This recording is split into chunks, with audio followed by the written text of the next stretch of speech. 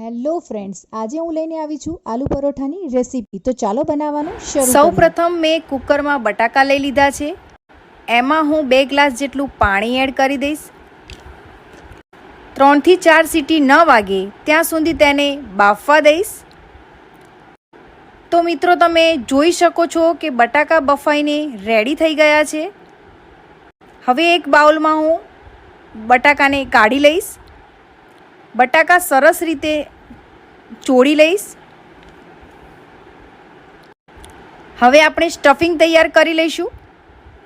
હવે આપણે સ્ટફિંગ તૈયાર કરવા માટે એમાં ખાંડ, ઝીણા સમારેલા મરચાં, જો તમને વધારે તીખું પસંદ હોય તો તમે વધારે મરચાં એડ કરી શકો, ઝીણી સમારેલી ડુંગળી, મેગી મસાલો, ચિકન મસાલો જે તમને બજારમાં આસાનીથી મળી રહેશે, ચાટ મસાલો, મીઠું સ્વાદ અનુસાર, મરચું, હળદર, ધાણા જીરું,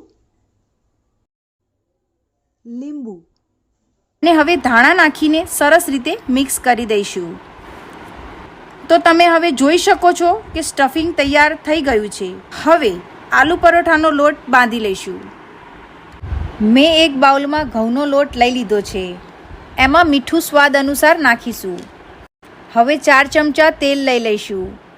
હવે આને સારી રીતે મિક્સ કરીને લોટ તૈયાર કરી લઈશું। તમે જોઈ શકો છો કે પરોઠાનો લોટ તૈયાર થઈ ગયો છે। હવે આપણે ગેસ પર તવી મૂકી લીધી છે। 2 પરોઠા સરસ રીતે વણી લઈશું। અમુકને સ્ટફિંગ ભરીને વણતા નથી ફાવતું, તો આ સરળ રીત છે। તેમાં સ્ટફિંગ ભરી લઈશું અને સરસ રીતે બીજા પરોઠાથી કવર કરી લઈશું।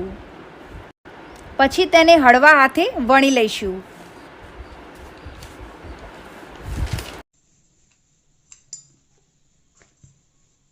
તો મિત્રો, તમે જોઈ શકો છો તવી ગરમ થઈ ગઈ છે। હવે તેલ નાખીને બરાબર ચડવવા દઈશું।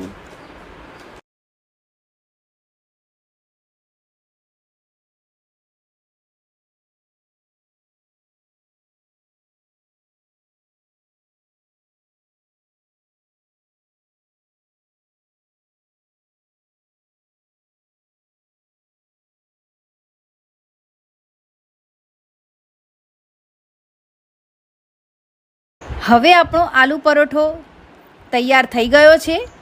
તેની સાથે આપણે દહીં લીધું છે। તેની અંદર સ્વાદ અનુસાર મીઠું અને મરચું એડ કરીને બરાબર મિક્સ કરી લઈશું।